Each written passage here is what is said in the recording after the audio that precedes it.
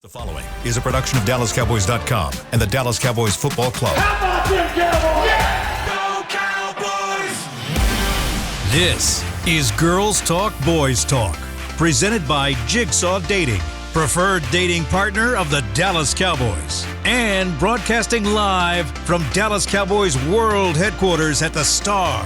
Now your host, Nicole Hutchison. Cowboys Nation, welcome into Girls Talk, Boys Talk, presented by Jigsaw, the preferred dating partner of the Dallas Cowboys, right here in the SWBC studio. I'm Nicole Hutchison alongside Aisha Morrison. We got Bonnie Jill Laughlin, and we got Jazz Monet. What's up, ladies? How y'all doing? Good. Happy Halloween. Happy Halloween. I got a little. I like our set. A little chilly for Halloween. I was like, baby, let me. I don't know if that's a good thing or a bad thing, but who put this candy right here? Chris. Can I get those lifesavers? Chris don't care nothing about our. I want us some Skittles first. Yeah, Chris don't care nothing about. Starbursts are good. There you go. Look, and Shout he out to decorated. Chris. Him and his kiddos decorated like the studio. This is fire. So cute. I'm on 75-day medium challenge. You like these, right? Yeah, but I love these. This candy. You got a cheat day. Were they clapping? I don't know if she was like clapping for me or not. It was clapping. I was clapping for Chris's decoration. Oh, he did. Excuse me, my bad. All right. Excellent job. A lot of fun today, guys. Ladies, looking forward to this matchup. We're going to be breaking that down in a little bit. But first, let's go through this injury report real quick. And they just sent it out. Perfect timing. Brandon Aubrey was actually back at practice today. So thank the Lord. I think the case ended, I heard. For that. Yeah, I think the guy has to serve like 65 years. Yeah. 65 years. That's unfortunate. Deron Bland did not participate. Kalen Carson listed as full. Trayvon Diggs did not participate as well. That's a calf injury that he's dealing with. Linval Joseph was limited alongside Eric Kendricks, limited. Zach Martin, he was limited as well. Micah Parsons did not participate, and Nick Vigil did not participate. Jordan Phillips was a full participant. When you look at this Trayvon Diggs injury, how much does it stress you out, considering with what the Falcons do? That's terrible. A lot. It's another one of our star players. Yeah, I mean, the last thing we needed is another injury, Yeah. regardless of who we're facing this weekend. Absolutely. It's just. The wheels are falling off. No, it's just crazy, like the amount of injuries you're having to deal with. And then, we kind of have been feeling good about the possibility of getting Deron Bland back maybe in the next couple weeks or Mike in the next couple weeks. And it's just like, and then this. Yeah. So it's concerning specifically because Atlanta likes to pass the ball around. They're going to toss that ball around the yard. And so you are going to need Trayvon out there. So this is, who is the next person? That's a problem. Is that a real question? Is the depth. They've always keep talking about that. We don't have depth. Well, I'm asking because Well, from what I've gathered, Amani on IR, IR. and he had started kind of playing. Yeah. He had been playing better. It seemed like he had gotten settled into the system. Yeah. Well, from what I'm hearing, we could see Kalen this week. That's We what I could heard, see. too. I'm not sure about. I don't want to, of course, speak too much about it. But from what I have heard, there's a possibility that we could see Kalen Carson back. So that could be something obviously positive with having if Diggs is out, because again, this is only Thursday, the final evaluation. Yeah, it's still just one for sure. Final evaluations. I know Mike McCarthy waits until Saturdays to, of course, rule people out, but We'll be positive then, hopefully. hopefully be a little positive. So even if it's Kalen Carson, You still, Yeah. Who's the other one? you're still down. Yeah, you're still It down. would be Andrew Booth. It'd be Andrew Yeah. Booth. It would be Andrew Booth or it would be Israel McQuamu. Oh, Yes, that's right. okay. Because he's done that before. And because you're not gonna move Jordan Lewis out the slot. No. So yeah, this is Serious. especially given like that. You need to get pressure on this offensive line. It's just like this is a tough situation to be in. I didn't think that the Trayvon thing would be this serious to a point to where he's not practicing on a Thursday. That typically, as Christy tells us, is an indicator. Especially a quarterback, that he's stationary quarterback. He just likes to sling it, so that concerns me. Yeah. when you look at, I'll start with Aisha. We haven't done this in a minute. Aisha's insights. Oh my. Yes. The spider webs are all over. I know, they're literally everywhere. It's fine. It's fine. Okay. I'm sitting Okay. very We're still. gonna do a little I can see bit Jess of not even moving. Aisha's insights real fast. Three players on the Falcons defense that stand out. Well, I was creeping on Falcons Twitter and stuff. You know, I'll be creeping. And one gentleman that they're expecting to get back there that is trending in the right direction to play is Simmons. Yeah, Troy Anderson. Oh. Their starting linebacker. He is kind of their heart of that front seven. They got some young guys out there at linebacker. They've kind of been struggling, especially in the tackling department. He's kind of the guy that kind of steadies the ship. Then possibly getting him back is going to be important for what they want to do. My bad. Sorry. You're good. I have one more person. Oh, okay. D. Alford, which I know that you want to talk about. Nicole, you want to give your insight on him? He's their nickel cornerback. Mm-hmm. Yeah. Oh no, that's someone that I talked to CD a little bit about. They may have him travel with CD. Depends. D. Alford or AJ Terrell? D. Alford and AJ Terrell, but a little bit of. I think it will be D. Alford though. That's what's something that CD had mentioned a little bit. Yeah. He's. Yeah. I mean, they're number one. They're playing a lot more man than they did last year. This is. No, I think they're playing. It's less. only 21% No, that they're running. They're playing man. more zone, right? They're playing more Yeah. zone. I apologize. Yeah, they're You're running fine. a lot more zone than they are. Well, a lot more With the man new than they are coach, zone yeah. this year, and so. It does put a lot of stress on your guys, to cover. And D. Alford is one of those guys that's in a nickel position that can get caught in some trash if you cause some conflict, things like that. I know we heard Schottenheimer talk this week about bunch formations and things that you can do. We got to see a little bit of this in this past game. I think you can get D. Alford in some tough situations, working CD into the slot and maybe having some things come from there. And also, too, Judon. Matthew Judon, he hasn't really flashed, and I honestly was on another podcast yesterday, and the Falcons fans and Falcons content creators are waiting to see him show up. I can imagine that, given that, with Tyler Guyton being a rookie and Terrence Steele having his fair share of struggles, that there might be some angst there from Judon to kind of show why they traded for him, because I know I was looking at him. Shoot.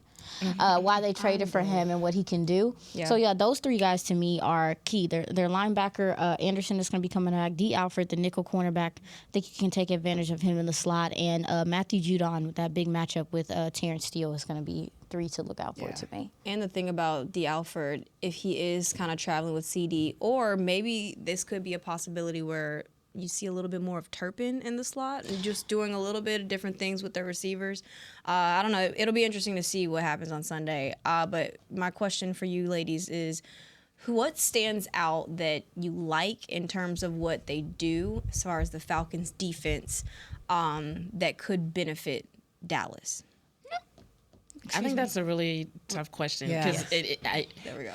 it assumes like, that wait. it assumes that Dallas is actually going to do something to take advantage of whatever it is that they offer, which I'm still in a place where I haven't seen enough to believe that they're going to do that. I do like the fact that they allow a little bit of space underneath, just because we've got CD who prides himself on his yak ability. So I do think there'll be some opportunities for them to take advantage of that, like as opposed to trying to make the deep ball happen, allowing CD to catch a short pass and then getting some yardage after the catch with that. So that's probably the thing that I'm hoping for most. Yes, same with offense. For the Cowboys, be able to exploit the fact that there's not much of a zero pass rush. They're last in sacks, the Falcons, and they're very inconsistent. If you look, their secondary has struggled, and there's a lot of miscommunication issues that I've been looking at that resulting in a lot of blown assignments. So that's something else to look at as well. That's something that I actually thought was their strength, their secondary. No, they've had a lot of struggles in their secondary too. Again, CD Lamb had Inconsistent. talked about Jesse Bates. Well, yeah, no. They fly around the field. No, you're Their right. safeties look good, but Yeah. I don't. But they're No, their secondary in Secondaries. I think But in they're comparison DBs. to their deep, like their front four, their secondary is their strength. They do Yeah. have more stars, Struggles, I should playmakers say then, yeah. specifically. And to your point, yes, their safeties are kind of where it's at. I mean, and it does look like they might be getting Justin Simmons back. He is trending in the right direction. And Justin Simmons and Jesse Bates put together, the amount of range, the amount of field that they can cover quickly and take the ball away are something that, Dallas, specifically Dak, is going to have to keep his eye out on. So, yeah, you're right, Nicole. For sure. You go ahead. Aisha, sorry. What No, stands what? out that they do well that could benefit, that you like in terms of what they do? How could it benefit Dallas, though? Something that they do well, but it can help Dallas. Shabba-dabba-da. Oh, help how? Something that Dallas could take Something that- advantage of. yeah. That's Something that that was the same basically- yeah, question I had. there I'm we go. like, It's tough, yeah. Oh, tater tots. Well, if you can, if Dallas can run the ball, run the ball, Yeah. see? they can definitely take advantage of how heavy they play nickel. They play, Raheem Mostert plays that nickel, and if Dallas fans are definitely familiar with the nickel and how that works. It's like, yo, if you can attack them having, a lot of the players on their defense are light in the ass. And that's why people can run the ball on them. Yeah. Been there, first time. So if you need to be able to run the ball. I think the Cowboys might be able to run the ball a little bit. I mean, this Atlanta defense has not done well there, and so I I think they'll definitely haven't. they play nickel pretty well. Like, they're not a bad We team. sound pessimistic as hell. They're not a bad team playing in a nickel, but maybe you could take advantage of their smaller lineups and some of the. The reason Stuff why that I I said short passes as opposed to running the ball, which is like you kind of need to run the ball in order for the short passes to work, but just because of the speed of getting yardage. Like, pretty much everybody has shown the ability. Rico Dowdle, assuming that he's back, CeeDee Lamb, even Ezekiel Elliott can catch a short pass. So you got options there. It depends a little bit less on, the O-line, getting these blocking schemes just right. O-line has had trouble getting to the second level. So that's why I was like, man, just a short pass and then hope they get some yardage after that. And, I feel like that's the best option out of what the Cowboys might bring to the table that they might be able to use against the Falcons. do Now, you other feel- things might work. Go ahead. No, go ahead. No, how do you guys feel the Cowboys' offensive line matches up with their defensive line? And specifically, let's just go down the list. We'll start with Grady Jarrett and Zach Martin, the possibility of that matchup. Well, Zach Martin, his shoulder, is that actually Is that a on serious the injury injury we need to report? worry about? Is it on the I injury don't think report? it's not on the injury report. So Okay, to for my an O-line, knowledge, such as the veteran day that I don't think so. I saw shoulder and that made me nervous. Let me see. One second. I think a lot of people, when they saw that shoulder injury by Zach Martin, they were thinking maybe that's the limited. reason that he's been, not looking like himself lately. Falling off a little bit, yeah. And so with that being the case, it makes me feel like Zach Martin may not have the advantage that we would need him to have in order to say that he definitely would win that matchup. So I think it'll depend on, is the shoulder the reason? Is the shoulder actually better? Is he going to return to somewhat of an old form, or are we going to see a lot of the slip-ups that we've seen the past few weeks from him? Because if we see those same kinds of slip-ups, in some cases him losing just one-on-ones, then we shouldn't necessarily expect much to the Cowboys' advantage from that matchup. Because Aisha with the O lineman with the shoulder, like strength and all this, isn't that? I mean, that's something. Yeah, I mean, it definitely matters if it is something that's bothering him. But as far as Grady Jarrett, I mean, he's always been a powerful player, always been a player that can penetrate. I would say that's neutral. I would say it was, if Zach Martin was healthy, I would say Zach Martin would be Grady's okay. coming off a torn ACL from last season. But and I think that's definitely impacted his step. But at Yeah. the same time, I think it's kind of a wash in a weird way. That's right. Zach Martin is allowing the highest pressure rate, sack rate, and quick pressure rate since his 2018 season. So definitely has been some struggles there. All right, let's look at Matthew Judon, and possibly Tyler Guyton or Terrence Steele. Let's start with Tyler Guyton because he lines up everywhere. Who wants to go first? All right, I'm gonna lob that up. Whoever wants to catch that. I mean, You touched on it a little bit. I'm gonna give it to. I mean, as of right now, I'm gonna give it to Judon. Even though I watched 3 games from him and I'm just not seeing it, which is weird. Maybe that is why they traded him. Maybe somebody knows something we don't know about. Yeah. Maybe where he was, because I remember when the Cowboys played New England last year, I seen them red sleeves flying around, and I was just like, this guy He's here not is the same nuts. player. I won't And pretend like I've paid a lot of attention to Judon, but I have heard people say that he's lost a step. yeah, it's just not like Judon used to have. His hands are always very violent, Yes. and that might be like, that's kind of why I'm like, I'm gonna go with him, because even though he's not super sound, like as perfect as he normally does look, he still can break your hands down. Yeah. And that's something that, Guyton struggles with. So I'm just going to give it to the veteran there. Yeah, I was going to go Judon as well, just because of experience and proven. But Terrence Steele, I think, will rumble with him. I think so, too. Because he's not bendy and super fast. He's powerful and sound with his hand technique, and that's how he wins. And people do get Terrence Steele with that, but he struggles mostly with guys that can level change and be really close to their center of gravity. So I'm nervous about that. Yeah, I was gonna say Judon too. Like Terrence still got a lot of criticism for his hands last week, but he was going up against Nick Bosa a lot. So I'm gonna grade him on a curve a little bit there. Tyler Guyton, on the other hand, he's doing better. Not anywhere near perfect, but he's still struggling with where his weight is and his head being over his toes and things like that, and not getting his helmet across and stuff like that. So I feel like they can take advantage of that. All right, David Onyemata. David Onyemata. That is a name right there. Sorry, Yes, David it is. Onyemata. And let's go with Tyler Smith. Tyler Smith. Period. Yeah. Dang, that was easy, y'all. All right. Dak versus man coverage. He's 46.5 completions, which, in my opinion, it kind of says a lot about the personnel. I don't think that's all just solely on Dak, but you had mentioned earlier that they do run a lot more zone. So do you feel like this is something that the Cowboys could take advantage of, since we have seen him have some success against zone? I mean, yeah, because, we talk about what the receivers are struggling with. It's separating and things like that. When guys are playing zone, the DBs are running to a spot, so you can fit balls in between, those spots and find little wrinkles and stuff and create spacing. But at the same time, it's still dangerous too, though, because when you do go up against a vision defense that's reading the quarterback, again, he's going to have to be smart with his decision making, but he also too is going to have to be deceptive in some of the things he does to kind of get them off kilter. And he hasn't gotten to utilize it a whole bunch, but his football intelligence is a weapon. It's a weapon, and I'm hoping that he is able to exercise some of that this game against this defense. It'll be a lot easier if he could get some help in the run game. I think whether or not it ends up being an advantage for Dak will depend on the game situations they end up in, and also just what they end up seeing and how they interpret it. Because historically, yes, Dak has been very smart, but by his own admission, he's also made some not great decisions recently in multiple games. When it comes to zone coverage, so the Cowboys, when they're on their script, that first 15, that's when you see the most creativity, in my opinion.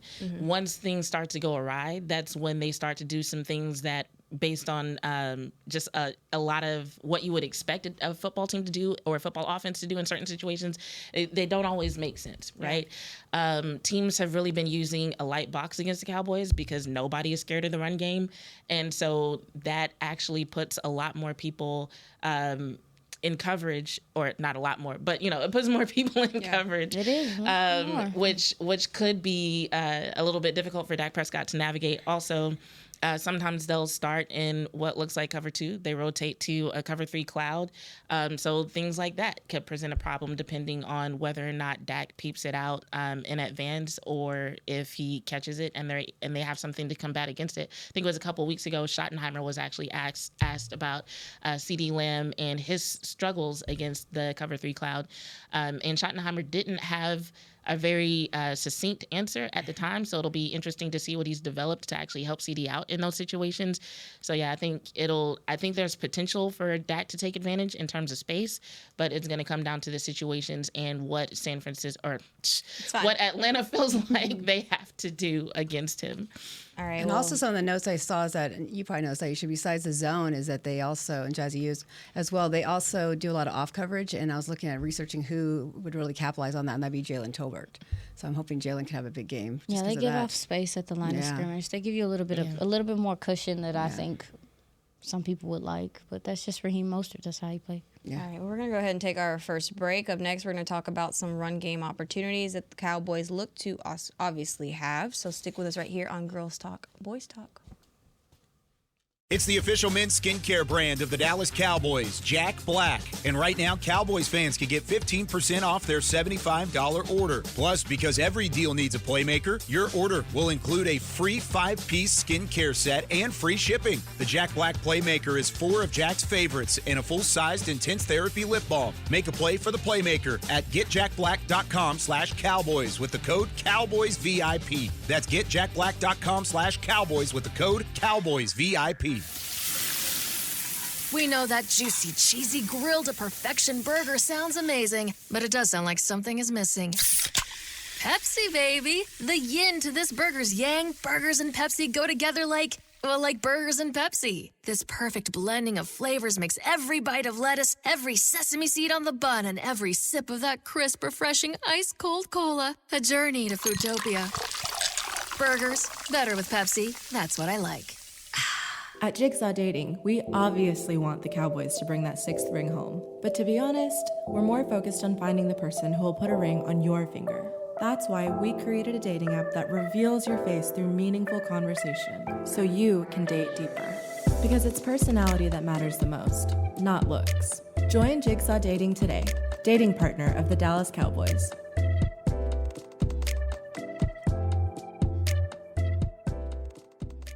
The Dickey family always mandated that the only Polish-style sausage worthy of their restaurant must have high-quality coarse ground beef and pork, rich spices, and fresh natural casings. We still serve it to this day, and it's so popular, Dickey's sausage has been named the official sausage of the Dallas Cowboys. The perfect matchup on game day. Dickey's Barbecue Pit. No one outsmokes us. Order at dickeys.com. For groups, call 866-BARBECUE. Dibs on the ribs. All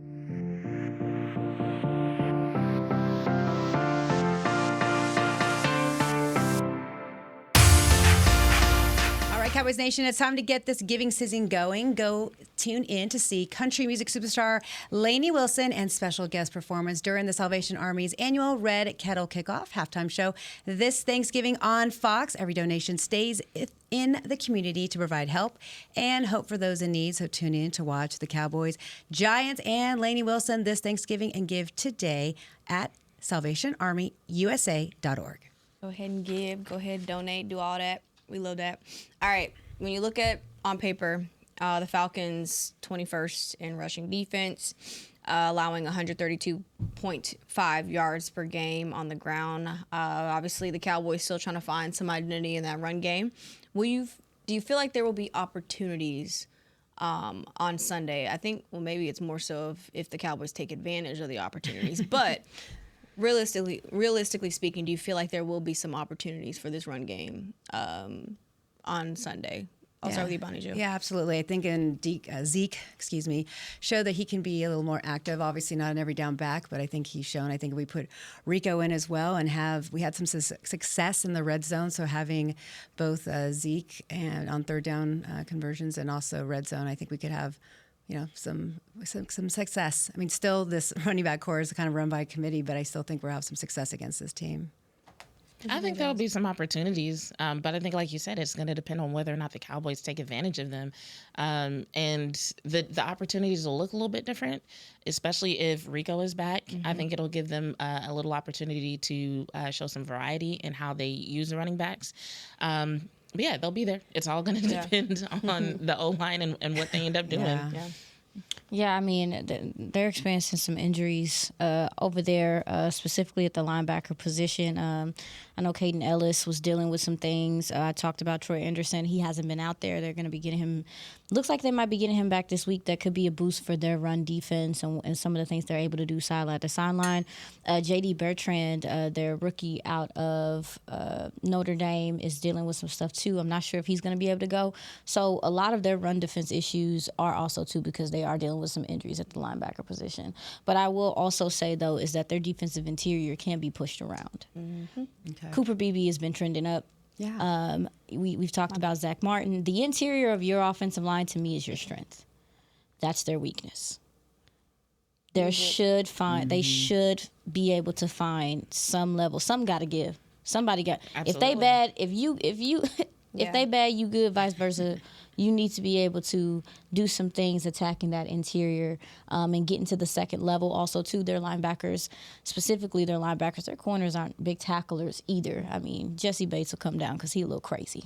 But, they're not very sure tacklers even so. I mean, they've allowed a lot of yards after contact as well. So, yeah, I think if they decide to play the way they've been playing in Atlanta, then yeah, sure. Unless they just like, it's the Cowboys, and then they start swag surfing midway through the game. I mean, it's teams be doing that. That's what keeps happening. It's gonna pain me if Kirk Cousins start having the people swag surfing playing us.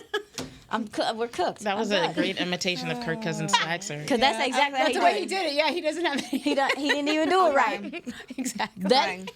I'm sick of you. He did it like on point. That was good, Aisha. I liked it. You know, when you talk about, you know, the kind of the weaknesses that they have on this interior defense, typically you've seen the Cowboys have success when they have extra protection, using the running backs, using the tight ends. Well, obviously they need it. Do you feel like this is a game where they don't necessarily need to do that as much, and you can use your running backs as extra weapons? You can use Jake Ferguson a little bit more in the passing game. Do you feel like there's somewhat, I guess, room for I feel like anybody else can go because ahead. of their low pressure rate, I'm tempted to say yes. That like there is a little bit of room for that. I wouldn't expect a drastic change. He's gonna need that pass pro sometimes, but I do think there's a little bit more room, especially if Rico is back, for them to be able to do that. So yeah, I think it depends on how the O-line holds up, you know, and this is the NFL at the end of the Keeps day. coming back to that, Right? You know, they're still going to have to always have, you know, they're always going to have to protect, so. What are some things that you want to see from this offensive line in order for this run game to have some success? Is that like pullers? Is that double teams? What do you want to see? I want to see them get to the second level, get off these combos, get to the second level, so that these running backs have a little bit of better holes to go through. That's probably the main thing I want to see. Like we could say pullers out of everybody. If I like Tyler Smith, I trust him to do that. But that might be adding an extra wrinkle to an offensive line that's already having coordination issues. Yeah, fundamentals. And even with some of the double teams, like you see like Cooper Beebe and Tyler Smith do that really well. But Tyler Guyton's footwork and his body position is still making it a little bit tough for Smith to always like get next to him the way he needs to work with him. So yeah, out of everything that I could think of, I would say just like getting to the second level would probably be the most likely improvement I would expect to see from the offensive line to help the run game. Yeah, you nailed it there, yeah. Also, I know Jarrett, maybe correct me if I'm wrong, y'all, that he has problems with double teaming, so if we could double team him a little bit, that will definitely help. And then obviously we heard that Dak's not supposed to be being mobile, but I'd love to be able to see, you know, him to be able to get his legs going, because I think we'll have some success there. No, I agree. Specifically about Dak running, I mean, if you are looking at the games and you're looking like within the film, like there are opportunities for him to run. Yeah, I'd like to see that. But so I've had several conversations with people about it. Some people think that they're setting up setting up things. Other people, I personally see someone that sees the play and is just not doing it for whatever reason. So I think it'd be a threat if we can do that. Yeah, I mean, and again, if you're setting it up, then this is the week to use it. I mean, this feels like a lot's on the line with this game. Yeah. And so, you know, do whatever you need to do. And that brings me to my next point is, as far as the run game goes, be the initiator. Yeah. Like, I want them to be better with their striking, their initial striking. When they put hands on people, like really put hands on them, move them around. Like this defensive line will tap out. I've seen it. I've seen them do it in fourth quarters plenty of times. Like they will tap out because they're not getting efficient pressure and they're not really getting good pressure, even so blitzing. Yeah. So if it's the Spider-Man meme. Something got to give. Somebody has got to, like, specifically defensively, somebody has to figure out a way to manufacture pressure, and the quarterback's going to have to make the right decisions. So, to me, I really hope that we're on the other side of it to where this offensive line can fire off the ball with aggressiveness to start this game and really let that defense know that it's going to be a long day because you need to contend for points. Like, threes, we say it every week, but threes is really not going to get it done with these people because they truly can toss this ball all over the yard in several different ways, and you don't want to be playing catch-up. So I'm trying to see that sense of urgency in this offensive line. It starts in the trenches. We say it all the time. We saw some flash of it in the fourth quarter. They have to set the tone. They have to set the tone. Yeah. Who will things get Wow, today spooky for if they don't tighten up.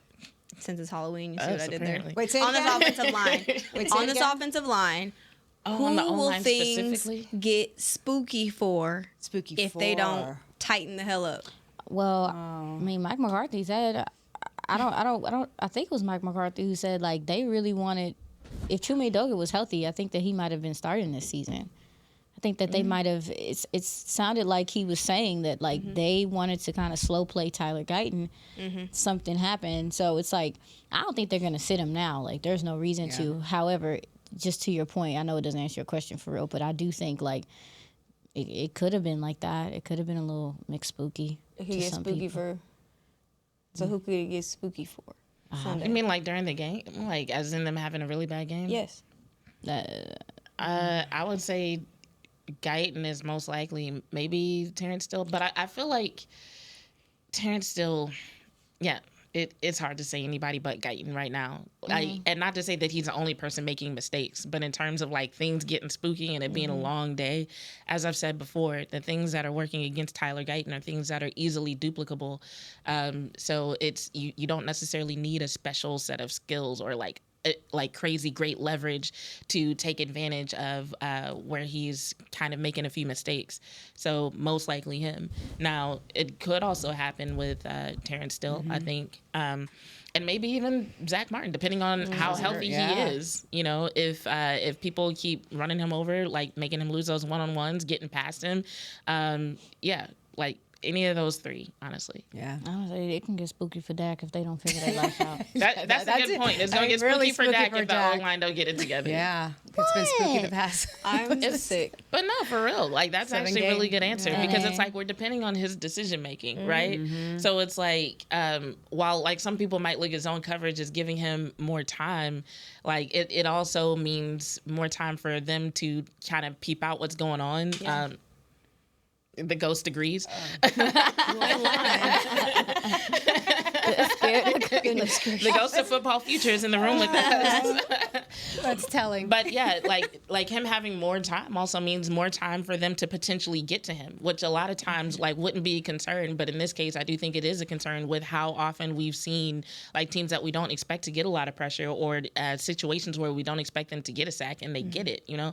So we actually don't want him to have a lot of time. We want him to like have some quick passes or hand the ball off, or that's what I would prefer in this situation. Or if he's so spooked, he'll take off and run away from the spooky. I like that.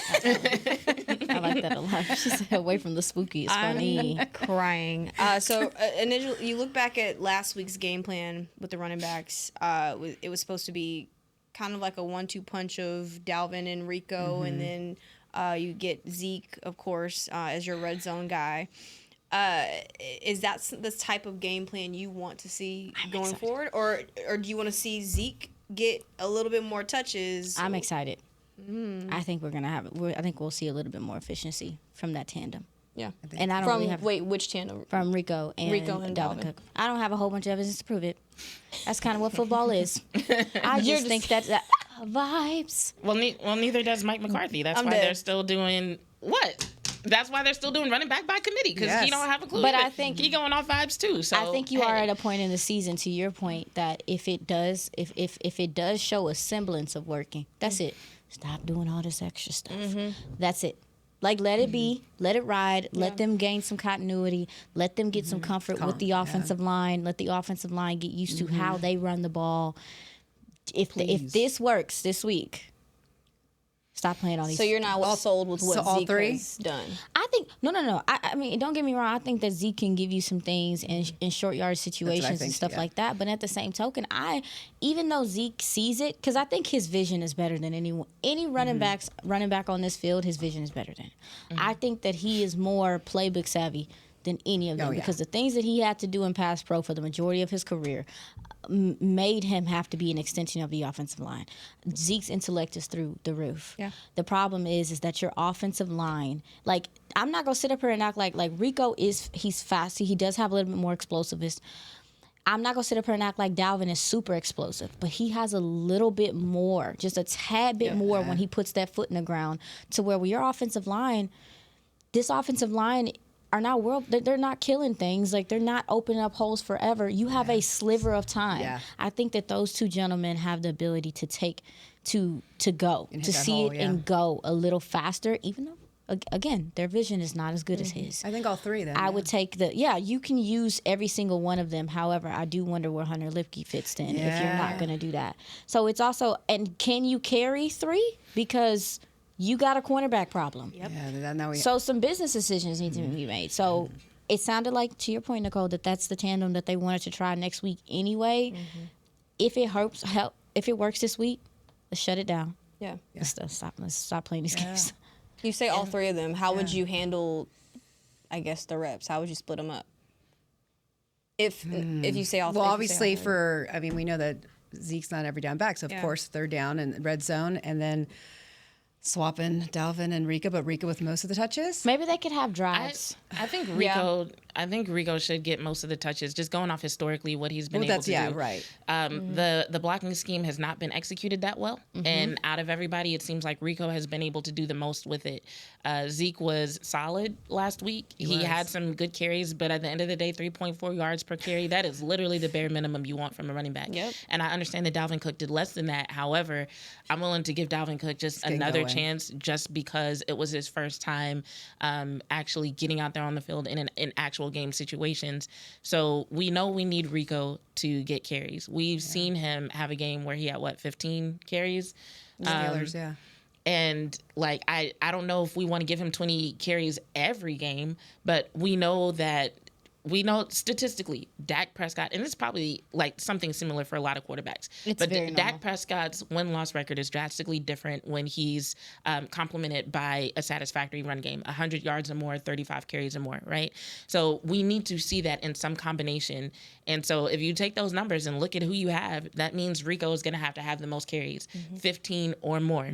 And then from there, you can use Ezekiel Elliott in red zone situations. The field is more compressed, and his football IQ and his vision really serve him well in those short yardage situations, especially when his target is just the goal line. And then you've got, if they do carry 3, you can use Dalvin Cook for other short yardage situations. I think you can do screens with him. I think you can do some things like that. But Lipke's done so much better in screens. I think that Lipke needs to be.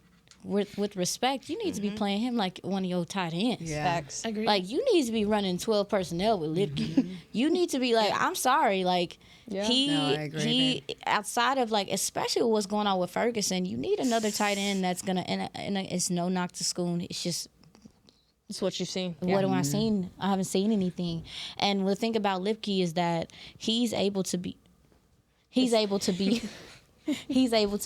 that last option sometimes if Dak just needs to check it down.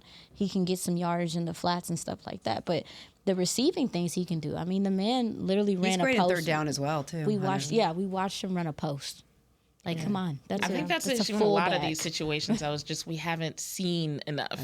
Going with the spooky theme, it's dark, it's foggy. So we're using a lot of ifs and hopes and maybes. That's and they could and maybe they should. And so it's but that's because we're not certain about what they're going to game plan as, because they're so inconsistent with how they do things. Yeah. We don't know what team's going to show up. Well, there's opportunities for this run game. There's also opportunities for this passing game as well. We're going to take our second break and be talking about that up next in our third segment.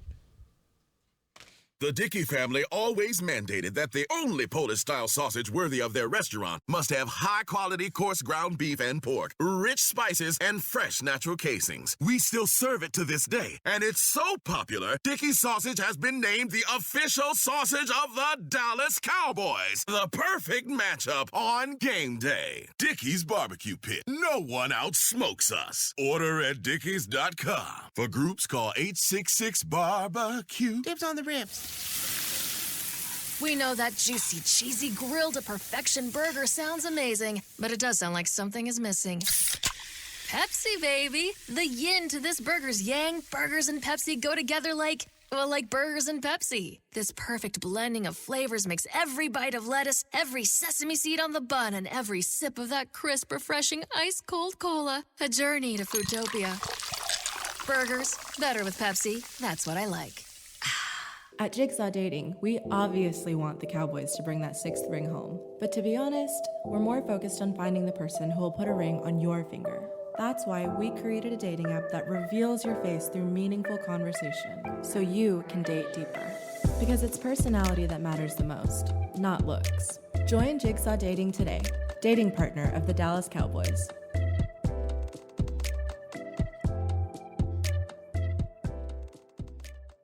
It's the official men's skincare brand of the Dallas Cowboys, Jack Black. And right now, Cowboys fans can get 15% off their $75 order. Plus, because every deal needs a playmaker, your order will include a free 5-piece skincare set and free shipping. The Jack Black Playmaker is 4 of Jack's favorites and a full-sized intense therapy lip balm. Make a play for the playmaker at getjackblack.com/Cowboys with the code CowboysVIP. That's getjackblack.com/Cowboys with the code CowboysVIP.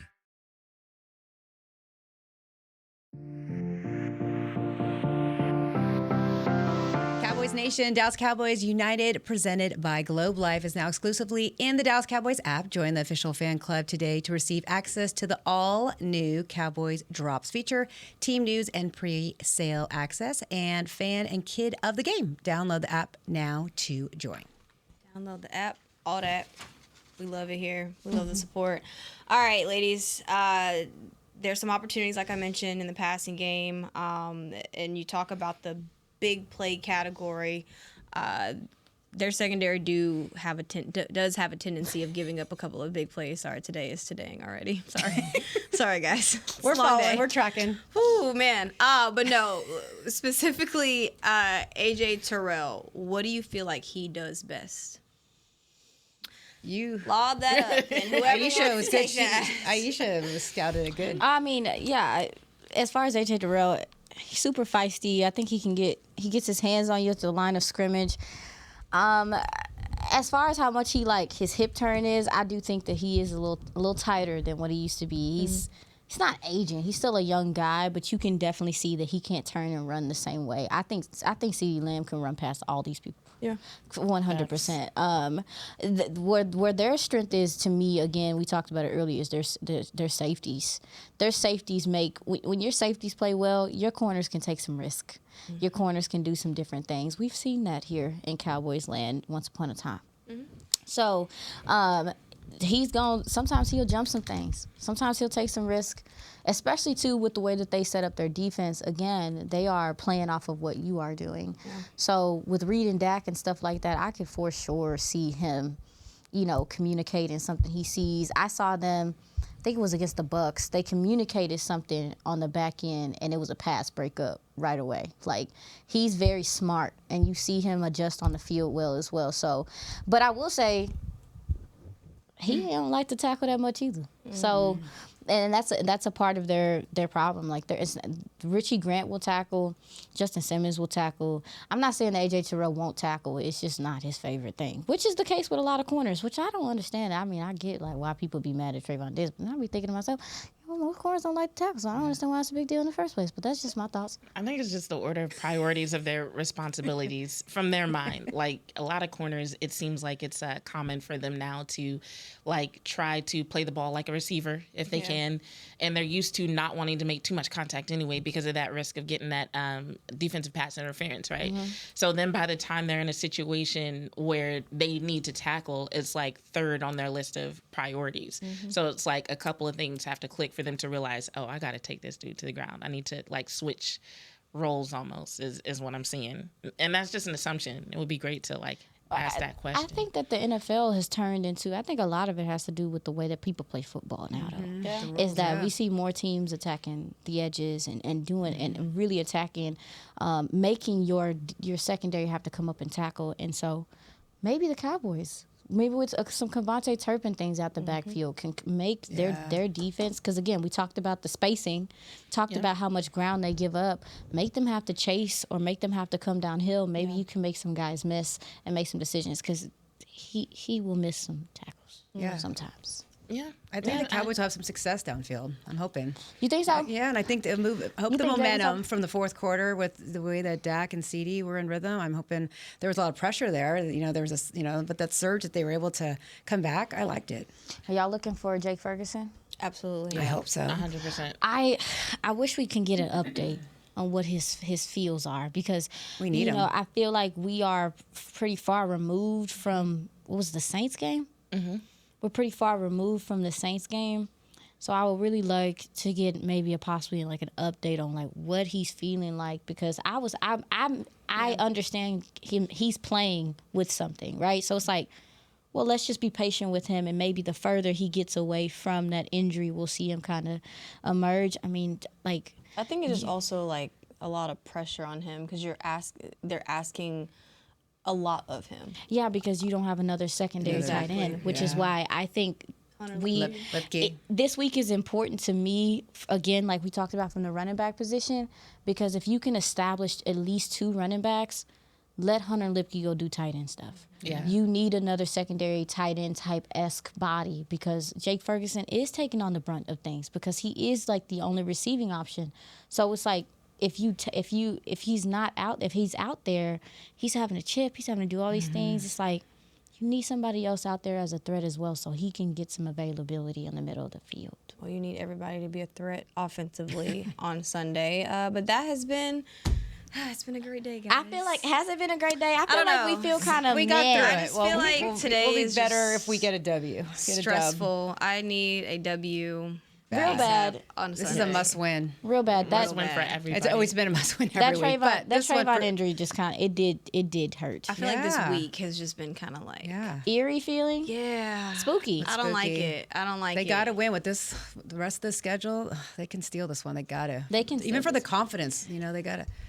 Yeah. I don't know. Well, let's hope so. Let's hope the Cowboys get to 500, 4-4 on Sunday with a win against the Atlanta Falcons. But that's a wrap for today's episode. We'll be back here tomorrow at 3 p.m. I won't be here, but Aisha Morrison will be here, and so will Jess Navarez, and Jazzy's going to be there. Jazz Monet. They will be here Friday to hold special. down the fort. We'll see y'all tomorrow. Happy Halloween. Bye. This has been a production of DallasCowboys.com and the Dallas Cowboys Football Club. How about this, Cowboys? Yeah!